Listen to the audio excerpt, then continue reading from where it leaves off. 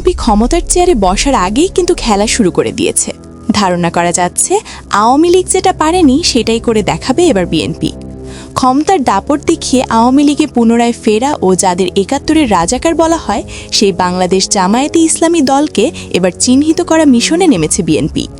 উদাহরণস্বরূপ যদি বলা যায় তাহলে বিএনপি ক্ষমতার চেয়ারে বসার আগেই বিএনপি মতো শক্তিশালী দলের কিছু ন্যারেটিভ ধান্দাবাজ থেকে শুরু করে বিভিন্ন ধরনের নেতাকর্মীরা এই রাজাকার নামে উপাধি পাওয়া দলকে মাটির সাথে মিশে দেওয়ার কার্যক্রমে নেমেছে।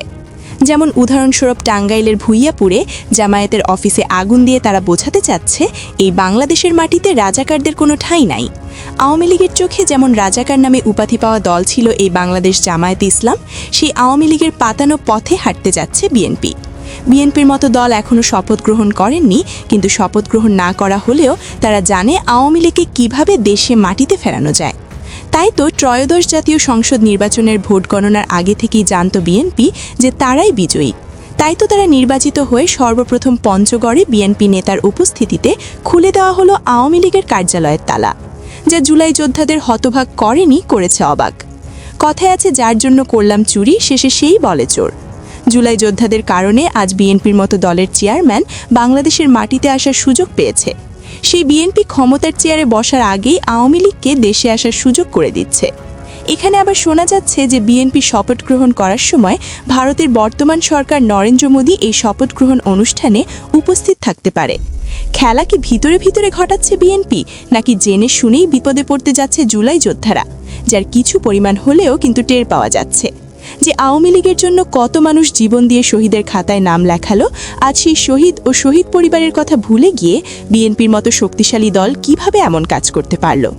এখানে অবাক হওয়ার কিছুই নেই, এটাই কিন্তু হওয়ার ছিল। কথায় আছে যে দুই ধানের একই বিষ, সেটাই হলো নৌকা আর ধানের শীষ, যার প্রমাণ আবারও দিয়ে দিল বিএনপি। এই দল শক্তিশালী দল তা না বোঝার বাকি নেই, কিন্তু এই দলের চেয়েও বড় দল ছিল আওয়ামী লীগ। সেই আওয়ামী লীগকে এই দেশ থেকে বিতাড়িত করে দিয়েছে এই দেশের সাধারণ মানুষ থেকে ছাত্র জনতা থেকে পুরো বাংলাদেশ। সেই বাংলাদেশে যেখানে নতুনভাবে রাজনীতি চলার কথা, সেই বাংলাদেশে আবারও আওয়ামী লীগ ফেরানোর কার্যক্রম চলছে ভিতরে ভিতরে, যা আপনি আমি কেউ খালি চোখে দেখছি না।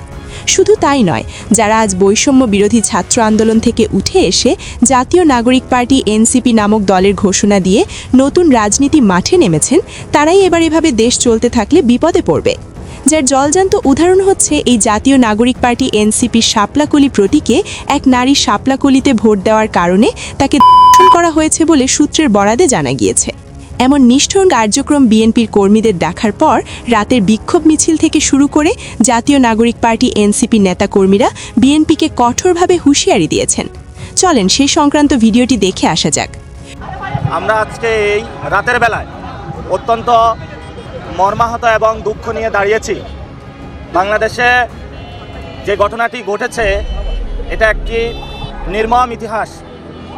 আপনারা জানেন যে ৭১ সালে এই ধরনের কাহিনী আমরা দেখেছি। নারীদেরকে রেপ করা, নারীদেরকে বাড়ি থেকে তুলে নেওয়া, যেই সংস্কৃতিটা, সেই সংস্কৃতির বীজ এবং রক্ত বিএনপির মধ্যে নির্বাচনের মধ্য দিয়ে ভর করেছে। কেন করেছে? কারণ এই ইলেকশনে ভারতীয় শক্তির সাথে যেভাবে হাসিনা আঘাত করে চলেছিল এবং হাসিনার সন্ত্রাসী বাহিনী ধানের শীষে ভোট দেওয়ার কারণে যেভাবে রেপ করেছিল, তেমনিভাবে ভারতীয় রক্ত এখন বিএনপি নামক দলটির উপরে ভর করেছে।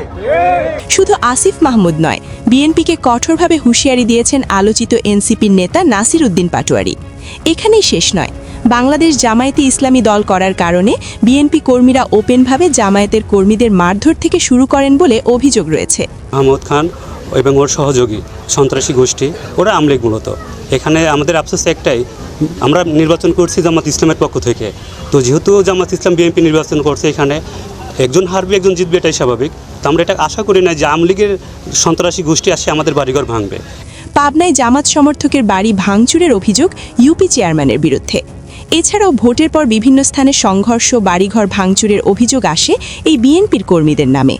তাহলে এই কি হলো সোনার বাংলাদেশের নির্বাচনের পর প্রথম নমুনা, যা দেখে মনে হচ্ছে আওয়ামী লীগ আবারও অতি শীঘ্রই ফিরছে বাংলাদেশে। আর এভাবে দেশ চলতে থাকলে এই বিএনপি মতো শক্তিশালী দলের অবস্থা আওয়ামী লীগের দুর্দশার চেয়ে ভয়ানক হাল হবে বিএনপির বলে জানিয়েছেন জুলাই আন্দোলনের আরেক সৈনিক ও ভিপি সাদিক কায়েম। নির্বাচনের পর রাজনৈতিক সহিংসতাই যেন কাল হয়েছে মনি বেগমের। সো প্রাণপ্রিয় ভিউয়ার্স, ভিডিওটি দেখার পর আপনাদের মূল্যবান মতামত আমাদেরকে কমেন্ট করে জানিয়ে দিতে পারেন।